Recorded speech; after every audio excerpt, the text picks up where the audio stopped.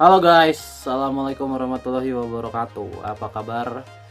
Semoga teman-teman dalam keadaan sehat walafiat. Salam buat keluarga teman-teman di rumah. Salam sepak bola.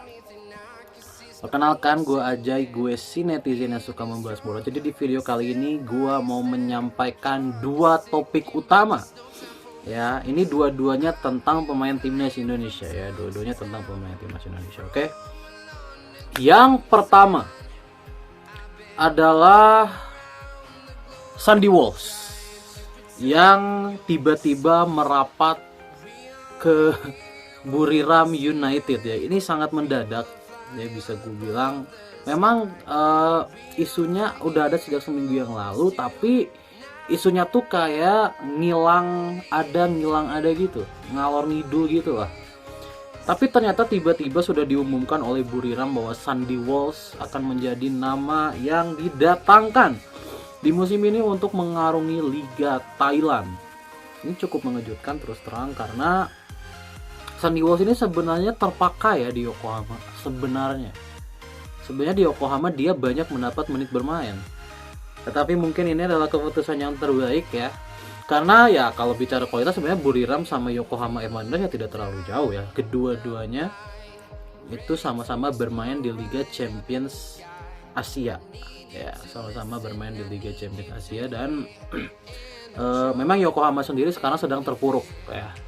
Sedang terpuruk di Liga Jepang, sedang ada di klasemen bawah. Jadi which is kalau Sandy datang ke Buriram pun tidak banyak merubah situasi sebenarnya, hanya mungkin level liganya aja yang satu level lebih rendah, itu aja kali ya. Tapi kan masuk ke timnya juga tim yang juara dan masuk UCL juga ya, masuk ACL nya Asia yang paling tinggi, ACL Elite. Jadi Sandy Walsh tetap akan berpartisipasi di ACL. Mudah-mudahan dia jadi starter ya, mudah-mudahan dia jadi pemain utama dan mudah-mudahan dia terus mendapatkan menit bermain.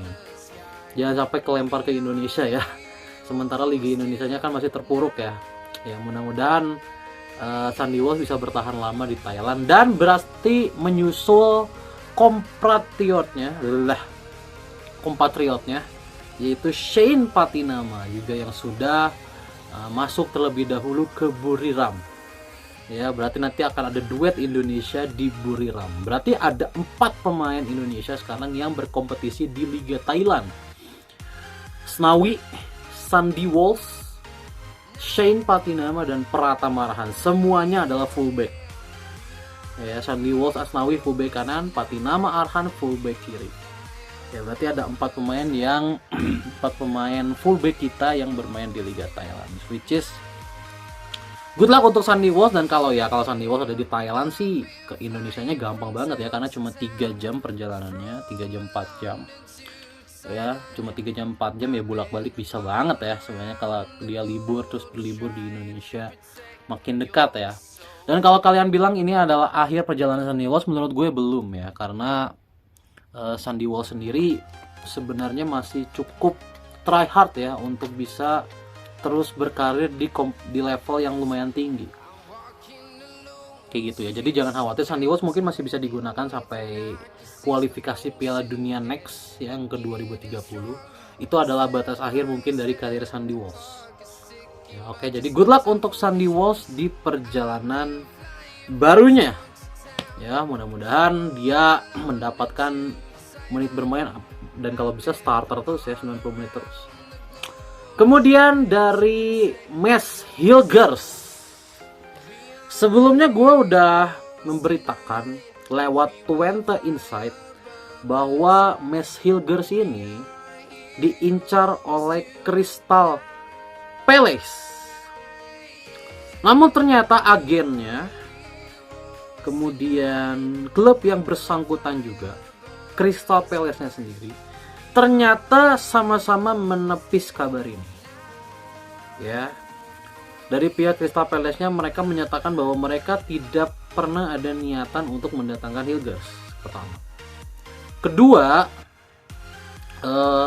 tidak pernah ada yang mendengar ya dari circle-nya Hilgers.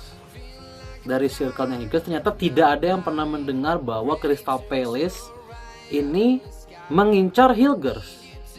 Berarti ini berita dari Twente Insight ini cukup dipertanyakan ya, padahal selama ini sebenarnya Twente Insight itu cukup kredibel ya dalam memberitakan pemain-pemain Twente. Makanya Twente Insight sendiri bilang kan mereka dapat kabar ini dari jurnalis Inggris. Berarti jurnalis Inggris ini yang patut dipertanyakan. Kemarin pun gue nggak dapet namanya ya, makanya gue tidak sebut namanya. Gue pun nggak dapet nama si jurnalis Inggris ini siapa. Dari si Twente Insight ini tidak juga membuka ya kabar ini. Berarti ini hanya sekedar rumor yang diceletukan mungkin oleh salah satu orang. Jadi bisa gue bilang kabar Hilgers ke Crystal Palace ini belum valid. Ya, belum valid. Ya, berarti tidak ada negosiasi apapun. Nah, yang jadi pertanyaan, kalau berita ini tidak benar, kemana Mads Hilgers ini, kemana? Kemarin dia menghilang total dari skuad FC Twente. Kemana dia? Apakah Hilgers ada di Belanda, atau ada di Spanyol, atau ada di Inggris? Pertanyaannya dia lagi di mana? Karena tidak ada info dari sosial media manapun.